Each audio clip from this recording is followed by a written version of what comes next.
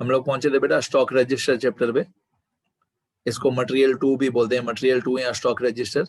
इसमें हमारा question number 16 चल रहा था और क्वेश्चन 16 में ये 25 डेट से लेकर हमारा सॉल्व करना बाकी था, बाकी तब सॉल्व हो गया था। ये मिक्स मेथड है कि 12 जनवरी को लीफो मेथड, 20 जनवरी को फीफो मेथड और 25 जनवरी से लेकर वेटेड एवरेज मेथड। तो पहले 25 जनवरी का ये परचेज की एंट्री करेंगे हम लोग, रिसिप्ट की एंट्री। यहाँ पे ऊपर लिखा हुआ है receipt 90 units at ₹8 per unit. तो 25 डेट आंसर में जाएंगे। आंसर में 25 डेट पे हमने 90 यूनिट्स परचेज किया, उसका रेट है ₹8 पर यूनिट। इन दोनों को मल्टीप्लाई कर देंगे तो 720 आएगा। 90 मल्टीप्लाई बाय 8 720 होता है। अब इशू के कॉलम में मैं डैश डैश कर दूंगा। अब बैलेंस के कॉलम में पहले मैं दोनों क्वांटिटीज को अलग अलग ही लिखूंगा। जो पहले वाला 90 था उसको अलग लिखूंगा और जो नया वाला 90 खरीदा वो मैं नीचे लिखूंगा अलग से। पहले दोनों को मैं अलग अलग ही लिखूंगा। तो 90 इंटू 6 540, जो पहले हमारे पास स्टॉक पड़ा था 90 मल्टीप्लाई बाय 6 540, वो सेम कॉपी करेंगे 90 मल्टीप्लाई बाय 6 540। और जो नया स्टॉक खरीदा 90 मल्टीप्लाई बाय 8 720, वो इसके नीचे आ जाएगा। तो 90 मल्टीप्लाई बाय 8 इक्वल टू 720, ये नीचे आ जाएगा। तो दो मैंने दो अलग अलग स्टॉक लिख दिए, एक 90 इंटू 6 और एक 90 इंटू 8, दो स्टॉक लिख दिए। अब मैं क्या करूंगा, अब मैं फिर से यहाँ पे 25 डेट लिखूंगा और यहाँ पे मैं लिखूंगा वेटेड एवरेज मेथड। 25 डेट फिर से लिख के और वेटेड एवरेज मेथड लिख के अब मैं सारे कॉलम्स में पहले डैश डैश कर दूंगा। पहले मैं रिसीव में भी डैश डैश कर दूंगा और इशू में भी डैश डैश कर दूंगा। और जो भी हमारे दो स्टॉक हो या तीन स्टॉक हो या जितने भी स्टॉक हो, ये 90 और 90 दो स्टॉक हैं, पहले इन दोनों स्टॉक को ऐड कर देंगे। तो 90 प्लस 90 कितना हुआ 180। फिर इन दोनों अमाउंट को प्लस कर देंगे 540 प्लस 720, 540 प्लस 720 होता है 1260। ऐसा हम लोग तब करेंगे जहां से लेकर वेटेड एवरेज मेथड स्टार्ट करना हो, वहां पे पहले रिसिप्ट में भी डैश डैश कर दो और इशू में भी डैश डैश कर दो। फिर जितने भी स्टॉक हो, दो स्टॉक या तीन स्टॉक या चार स्टॉक, सबकी क्वांटिटी प्लस कर दो और सबकी अमाउंट भी प्लस कर दो। अब यहाँ पे एक रेट फाइंड आउट होगा, वेटेड एवरेज रेट। उसका फॉर्मूला आप लोगों को मालूम है, total amount divided by total quantity, मतलब 1260 डिवाइडेड बाय 180। तो मैं 1260 डिवाइडेड बाय 180 कर दूंगा तो हमारा वेटेड एवरेज रेट आ जाएगा। इसकी मैं कैलकुलेशन यहाँ पे साइड में वर्किंग नोट्स में लिख देता हूँ, ये लिखना कंपलसरी है वर्किंग नोट्स में।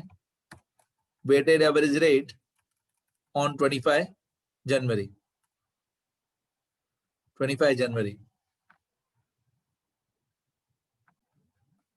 तो हमारा मंथ है जनवरी 2008 और हमने वेटेड एवरेज अप्लाई किया 25 जनवरी से। तो एक वर्किंग नोट बनाना जरूरी है, इस तरीके का फॉर्मूला शो करना जरूरी है। Weighted average rate on 25 January 2008 equal to total amount divided by total quantity. तो हमारी टोटल अमाउंट है 1260 और टोटल क्वांटिटी है हमारी 180। तो 1260 divided by 180 equal to 1260 divided by 180, ये होता है एग्जैक्टली 7। वैसे हम लोग इसको 2 डेसिमल तक लिखते हैं, इस सब में 7 आ रहा है तो यहाँ पे हम लोग एग्जैक्टली 7 लिख देंगे। वैसे अगर पॉइंट में आए तो 2 डेसिमल तक लिखना है। तो यहाँ पे रेट आ गया हमारा 7। Okay, total amount divided by total quantity. तो यहाँ से हमारा वेटेड एवरेज मेथड स्टार्ट हो गया 25 डेट से।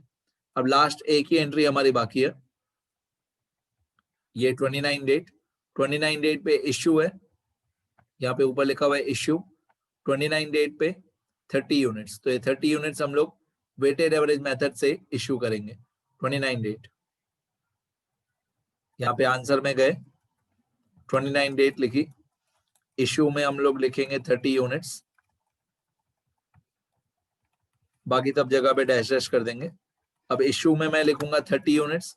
अब वेटेड एवरेज मेथड में इश्यू करना बहुत इजी होता है क्योंकि हमारे पास एक ही स्टॉक पड़ा था 180 यूनिट्स, रेट 7, अमाउंट 1260, तो एक ही रेट का स्टॉक हमारे पास पड़ा है 7 रुपए वाला, तो जो हम स्टॉक बेचेंगे वो भी 7 रुपए वाला ही बेचेंगे, क्योंकि एक ही स्टॉक पड़ा है, उसका रेट 7 है, तो जो बेचेंगे उसका रेट भी 7 ही होगा। तो यहाँ पे हो जाएगा 30 मल्टीप्लाई बाय 7, 30 मल्टीप्लाई बाय 7 होता है 210।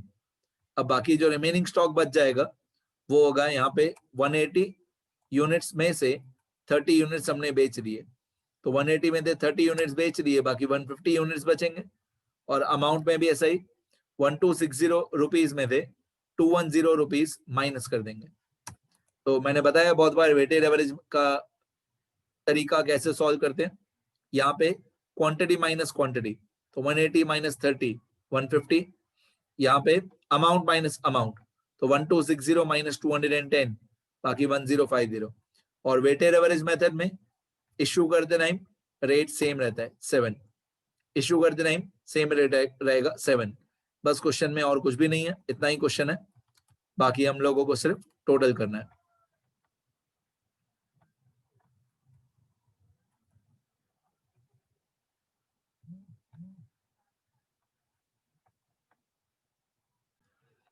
तो मैंने यहाँ पे टोटल कर दिया सारे कॉलम्स का। क्वांटिटी में स्टार्टिंग से लेकर एंड तक सबका टोटल करते हैं। क्वांटिटी के कॉलम में स्टार्टिंग से लेकर एंड तक टोटल 480 क्वांटिटी रिसीव्ड। अमाउंट में भी सारे कॉलम का टोटल करते हैं, फिर ये क्वांटिटी में भी सारे कॉलम का टोटल करते हैं, ये अमाउंट में भी सारे कॉलम का टोटल करते हैं। ये जो बैलेंस कॉलम का क्वांटिटी है इसमें सारे कॉलम का टोटल नहीं करते हैं, सिर्फ जो लास्ट डेट का स्टॉक हो 150 वही लिखते हैं, और सिर्फ जो लास्ट डेट की अमाउंट हो 1050 वही लिखते हैं।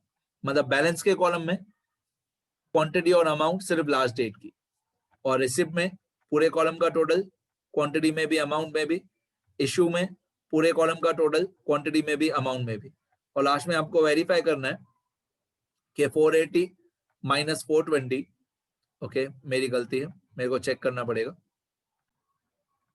पहले मेरी कैलकुलेशन में कुछ मिस्टेक थी, अभी सारी कैलकुलेशन परफेक्ट है। पूरे महीने का टोटल रिसीव्ड क्वांटिटी 570 है, उसमें से 420 हमने इशू किए। अब 570 माइनस 420 इक्वल टू 150 आना चाहिए, ये वेरीफाई होना चाहिए कि 570 में से 420 माइनस करें तो 150 आना चाहिए।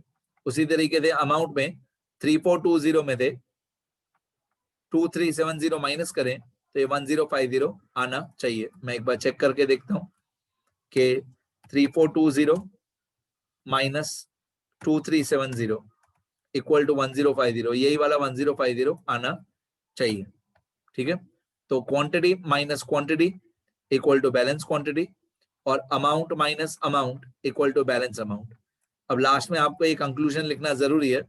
सो the clothing stock on 31 January 2008, so the clothing stock on 31 January 2008 is 150 units, ये वाले 150 यूनिट्स, और वर्थ रुपीज 1050, ये वाला 1050।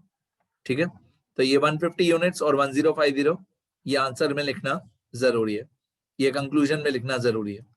ठीक है, अब मैं एक बार स्क्रॉल कर देता हूं, जैसे जो लोग रिकॉर्डेड लेक्चर देखेंगे वो लोग अच्छी तरह लिख पाए। जिनके पास क्वेश्चन नहीं हो तो क्वेश्चन भी कॉपी कर लेना। ये क्वेश्चन 16 है,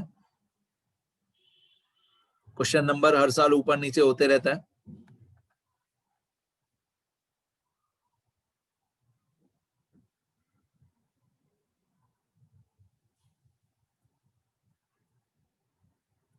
ये लास्ट आंसर 150 इंटू 7 1050 राइट आ रहा है हमारा। ये हमारा मेन आंसर स्टॉक रजिस्टर का।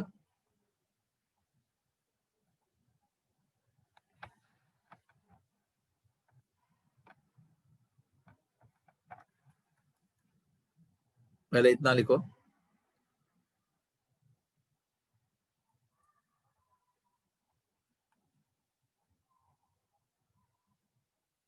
फिर ये लिखो,